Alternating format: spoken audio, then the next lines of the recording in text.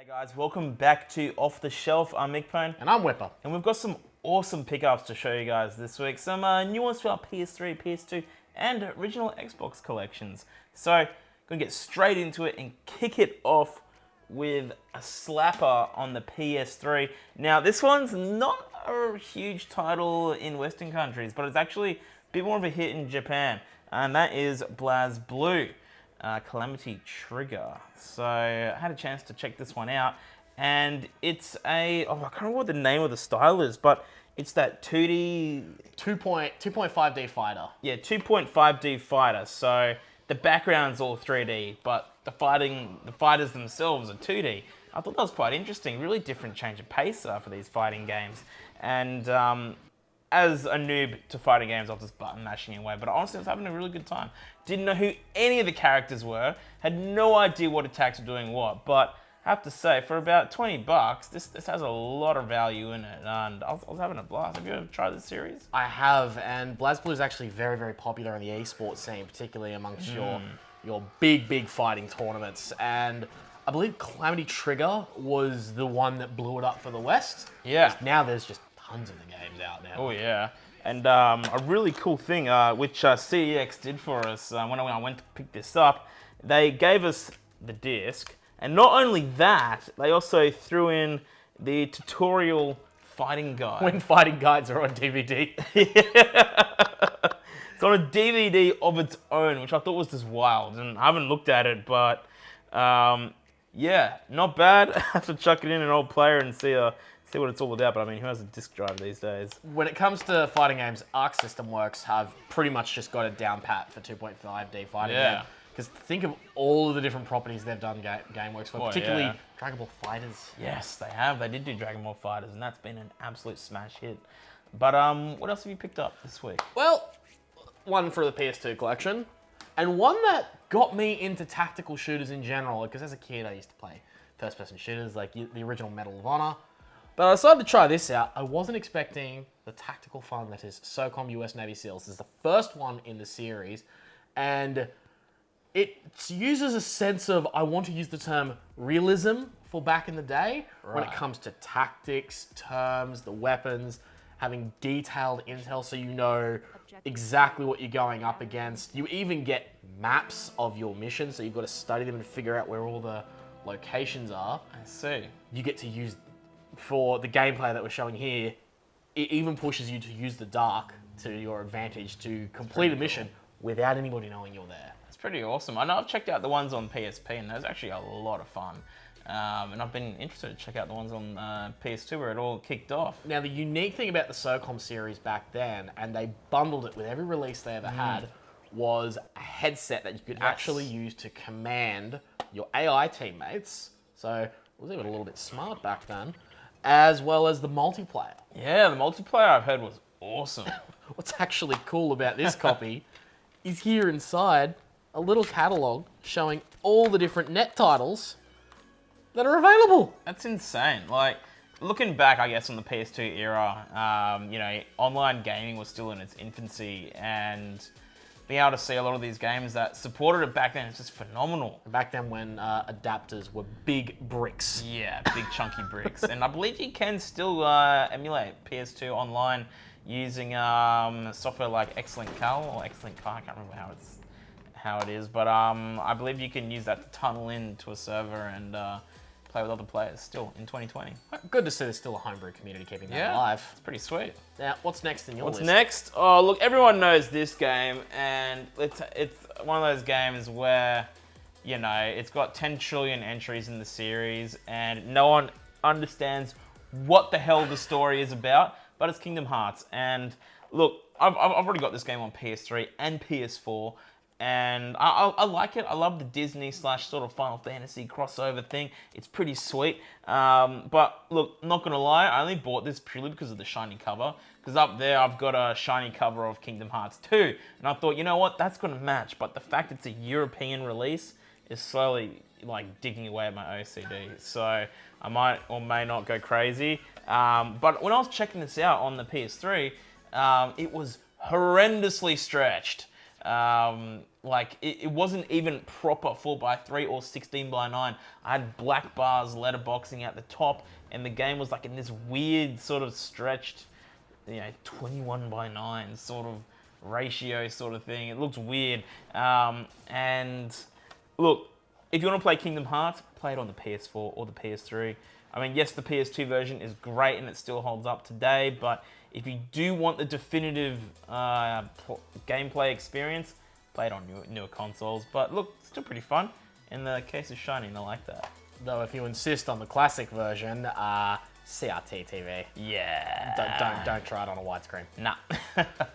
What else have you got? Speaking of a classic, Yeah. and this is one that, while its original release blew up the Xbox in popularity, this lit up people's lounge rooms with kids screaming over Xbox Live. That's right, it's Halo 2. Everyone's got fond memories of this one. Sadly, I skipped the Xbox as a kid. I was straight to PlayStation 2, and then I was pretty much a Sony boy from there. Because my brother also had the Xbox, but I'd go to my friend's place that had this. Yeah. I'd always hear him screaming at someone. And I'm going, what's he screaming about? I'd walk in and here he is playing Halo 2. The campaign, while short, was still great. Yeah. It did divide the fan base a little bit, but what was a big selling point for this was you actually got to play as both Master Chief and missions as the Arbiter for the Covenant. That's pretty sweet. So I thought that was an awesome addition. You saw two sides of the war. This was even so popular to a point that they even released a multiplayer disc to give you more map packs. It's pretty sweet. And I actually still know people that still play that to this day. And there is a homebrew community trying to get that live service going again. Yeah, no, I've seen, and it's pretty awesome. Seeing the original Xbox still have all that multiplayer functionality going on within it, even to this day. I know for a lot of earlier Xbox 360 games, they're still trying to retain that as well. So pretty sweet. I mean, honestly, like I skipped Halo 2 as well. I didn't own an Xbox growing up. A few of my friends had one, but back then I was an idiot when it came to FPS. I just couldn't figure it out with my hands. I was like, what the hell is this? 2 analog stick crap, Keyboard and mouse only, please. And look, still am a little bit like that to this day, but it's besides the point. I'm actually only just exploring Halo 2 today for the first time since they've released it with the Master Chief Collection on PC, and I'm loving it. And I'd love to hook it up to an original Xbox and try it out on the CRT, like how it was back in the day. Now, I just want to preface as well, the footage we are using to show you guys is from the Master Chief Collection. Since we don't have an original Xbox at the moment, we're waiting to get our hands on either the Halo Edition or the Crystal Edition, so it's a worthy hangout for that one. But it's still a banger of a game, nonetheless. Exactly. Now, I see you've got a little good find there. Yeah, I've never played this game. I'd always heard of it. 13. I'd always see it at the video store. I never knew what it was about. I'd see it at EB Games. I'd see it at JB Hi-Fi. I'd see it everywhere. And this game is pretty sweet. I was just checking it out earlier before we came down to shoot this, and like it's like this cartoon style sort of thing, and you play as this dude who I think's like some cybernetic organism guy, kind of like the Terminator, but he escapes from his creators, and the president's been assassinated, all that kind of stuff, and it's an FPS, but it still has that old school, PS2 era FPS style, and it's janky, it's laggy, oh no, it's slow, no standard controls, and like for example, firing your gun is like R1, reload is X. Trying to switch between your weapons is like circle and square.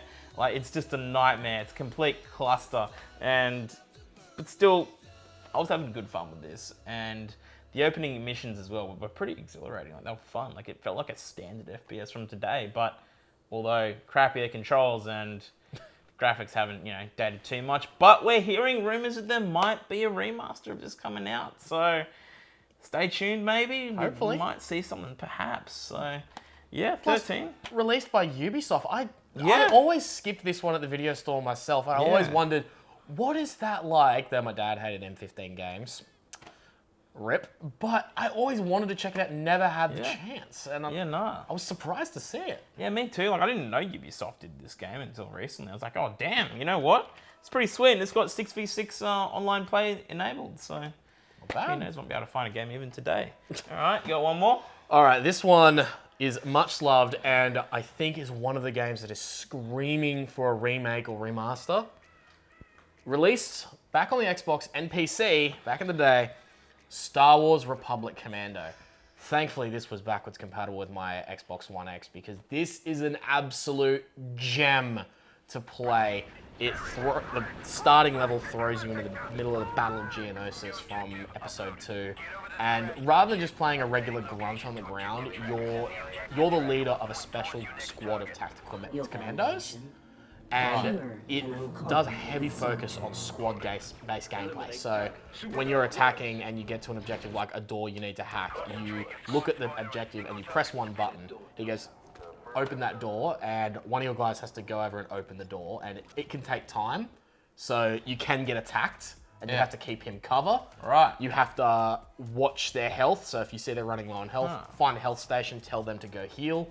And you can also give them commands like to form up on you or secure a certain area, take up a position, keep them covered while you flank around. It's fantastic. And the first person experience is all done from a clone's visor. So you see like the clone classic T visor. And when you go up to an enemy, you stab them with your little wrist blade that comes out. If it's a droid, oil splats. If it's organic enemy, blood, and it just wipes away with this like clean little laser wiper. And it's just great. Yeah. And it just throws you into the thick of battle. So, in other words, it makes something good out of the previous. Oh yes, it does. Sadly, I don't think this is canon anymore. Disney, please remaster this. Please remake this. Do whatever you gotta do, and make this canon because this is a fantastic game. Oh, it's a phenomenal game, and I was watching you play it earlier, and I'm like, mate, looks awesome. I mean, I've never been one into the Star Wars games personally. I mean, I've been a big Battlefront fan and all that, but that's kind of as far as I've gone. I haven't checked out any of the other entries as so much, but that looks pretty awesome. It does do a good job at bridging between episode 2 to 3. So as a fan, I quite enjoyed it. It's pretty sweet. Awesome. All right, guys. Well, that's pretty much our pickups for this week. Some pretty good gems in there. But guys, if you're loving what you see, feel free to drop a comment in the down below. Any pickups you guys have gotten recently, or if there's anything you think we should grab ourselves, let us know. And stay tuned for next week because it's going to be all about the GameCube. We've got some spicy things on the way and we can't wait to show them off. So guys, thank you so much for tuning in. Like, comment, and subscribe. We'll see you guys in the next one. Gotcha.